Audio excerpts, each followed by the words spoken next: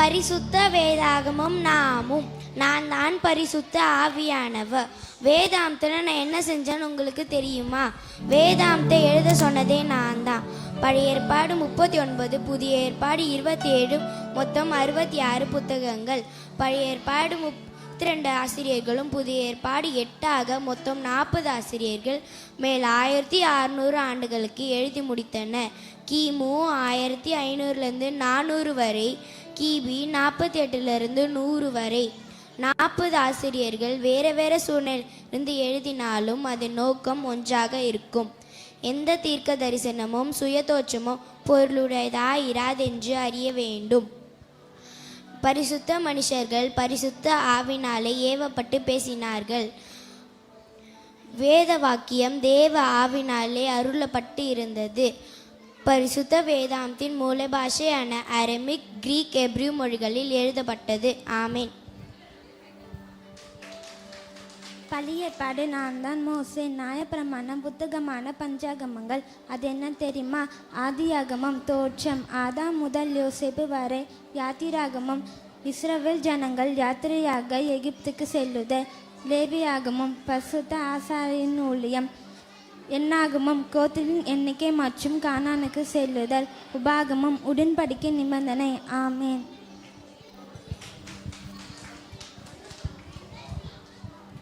பனிரெண்டு வரலாற்று நூல்கள். யோஸ்வா கானானை கைப்பற்றி அதை பங்கிட்டு கொடுத்தார். நியாயாதிபதிகள் 12 நியாயாதிபதிகளில் வழி நடத்துதல். ரூத் நகோமி பெண்களை பற்றிய முதல் நூல். 1-2 சாமுவேல் சவுலை கொண்டு தாவீதை அபிஷேகம் செய்யுதல். ஏசாயா உசியா முதல் மனாசை கால ஆட்சி கால தீர்க்கதரிசி. இயேசு கிறிஸ்துவின் பிறப்பை குறித்து முன்கூட்டியே சொன்னவர். 1-2 நாளாகமும். கோத்திரங்களின் எண்ணிக்கை. இஸ்ரவேலின் 2 பிரிவுகள். ஆலயம் இடுக்கப்படுதல். எஸ்ரா பாபிலோன் சிறையிலிருந்து திரும்பி வருதல். நெகேமியா ஆலயத்தின் அலங்கம் கட்டுதல். எஸ்தர் யூதர்களின் மீட்பு. இந்த 12 நூல்களும் இஸ்ரவேல் ஜனங்களின் வரலாற்று நூல்கள். ஆமேன்.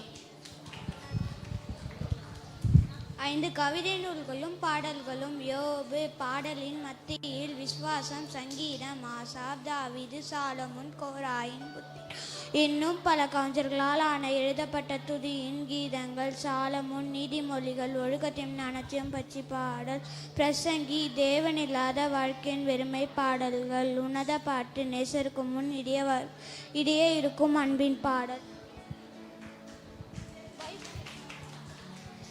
5 பெரிய தீர்க்க தரிசன புத்தகங்கள். அதில் என்ன இருக்கு தெரியுமா? ஏசாயா உசியா துவங்கி மனோசேயன் ஆட்சி கால தீர்க்கதரிசி. இயேசுவின் பிறப்பை குறித்து சொன்னவர். எரேமியா மெசியாவின் ஆட்சியை பற்றி குறிக்கிறார். புலம்பல் எருசலேமின் அழிவிற்காக புலம்பியவர். எசேக்கியேல் தேவ நியாய தீர்ப்பு மற்றும் மகிமை பற்றி சொன்னவர். தானியேல் உண்மையும் அவரின் ஜப வாழ்க்கையும். தேங்க்யூ. 12 தீர்க்க தரிசன புத்தகம் அவரவர் பேரே எழுதப்பட்டது. ஓசியா இஸ்ரவேலின் உண்மையற்ற தன். யோவேல் யூதாவின் ரட்சிப்பு. ஆமோஸ் நியாய தீர்ப்பை பற்றிய தரிசனம். ஒபதியா ஏதோமை பற்றிய தரிசன சிறிய புத்தகம். ஆமை. யோனா நினிவேக்கு போன தீர்க்கதரிசி. மீகா பெத்லகேமிலிருந்து மேசியா வருவார். நாகும் நினிவேயின் நியாய தீர்ப்பு. ஆபகுக் தேவனின் மாட்சிமையும் புகழும். செப்பனியா மீண்டிருப்போரின் மீட்பு. ஆகாய் ஆலயம் கட்டுதல், மகிமை வெளிப்படுத்துதல். சகரியா 8 தரிசனங்கள், முதல் மற்றும் 2ஆம் வருகை. மல்கியா உடன்படிக்கையின் அன்பு, 2ஆம் வருகை. ஆமேன். புதிய ஏற்பாடு. மல்கியா தீர்க்கதரிசிகளுக்கு பின் 400 ஆண்டுகள் 2 ஆண்டுகள் பிறகு காபிரியேல் தூதன் இயேசுவின் பிறப்பை குறித்து தரிசனம் சொன்னார். 4 விசேஷித்த சுவிசேஷ புத்தகம். அவை மத்தேயு, மார்க்கு, லூக்கா, யோவான். இயேசுவின் பிறப்பு ஊழியம்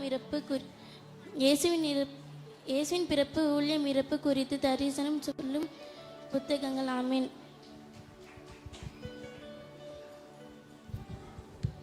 புதிய ஏற்பாடு. அப்போஸ்தலர் நடபடிகள். சபையின் வரலாறு. ஆதிகாலம் வாழ்க்கை நடபடிகள். அப்போஸ்தலர் துவக்கம். ஆமென்.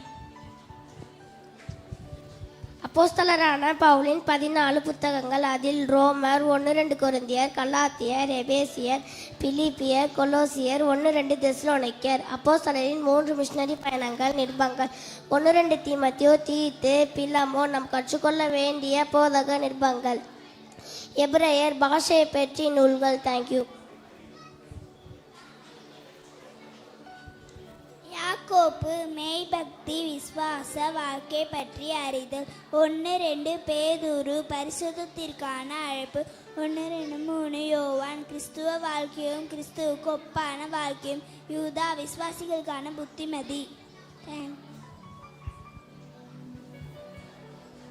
நான் தான் யோவான், புதிய ஏற்பாட்டின் தீர்க்கதரிசி, வெளிப்படுத்தின விசேஷம், கடைசி கால தரிசனங்கள், ஆண்டவரின் வருகையின் காலம் மற்றும் புதிய வாழ்க்கையின் புதிய எருசலேம்.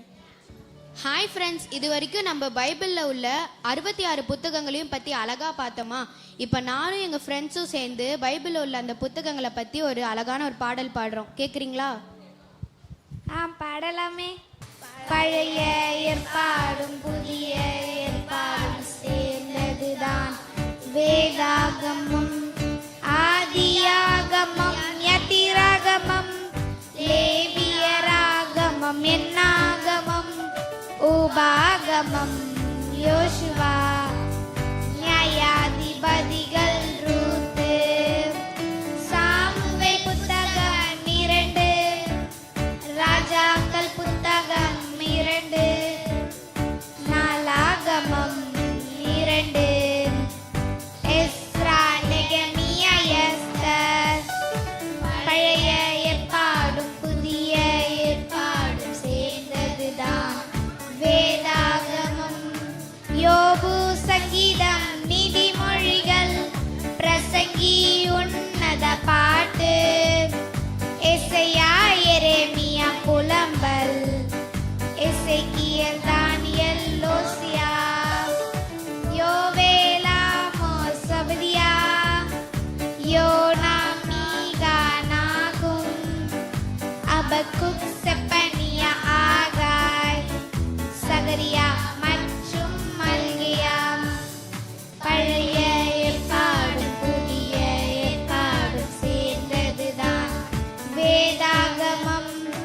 மத்தேயு, மார்க்கு, லூக்கா, யோவான், அப்போஸ்தலர், ரோமர், கொரிந்தியர் 2, கலாத்தியர், எபேசியர், பிலிப்பியர், கொலோசியர், தெசலோனிக்கேயர் 2, தீமோத்தேயு 2, தீத்து, பிலேமோன், எபிரேயர், யாக்கோபு, பேதுரு 2, யோவான் 3, யூதா, திருவெளிப்பாடு. பழைய ஏற்பாடும் புதிய ஏற்பாடு சேர்ந்ததுதான் வேதாகமம். பழைய ஏற்பாடும் புதிய ஏற்பாடும் சேர்ந்ததுதான் வேதாகமம்.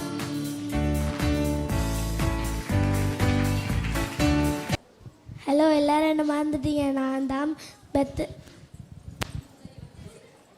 பெத்லமேயு என்கிற சீகன் பால். ஜெர்மனி கடல் வழியாக பல பிரச்சனைகளை சந்தித்து நம் தமிழ்நாட்டில் தரங்கம்பாடியில் வந்து சேர்ந்தேன். 1713ஆம் ஆண்டு தொடங்கி 1715 ஆண்டு புதிய ஏற்பாடும் பழைய ஏற்பாடும் ரூத் வரை நான் தான் மொழிபெயர்த்தேன். மீதி உள்ள புத்தகங்களை பெஞ்சமின் அவர்கள் மொழிபெயர்த்தார்.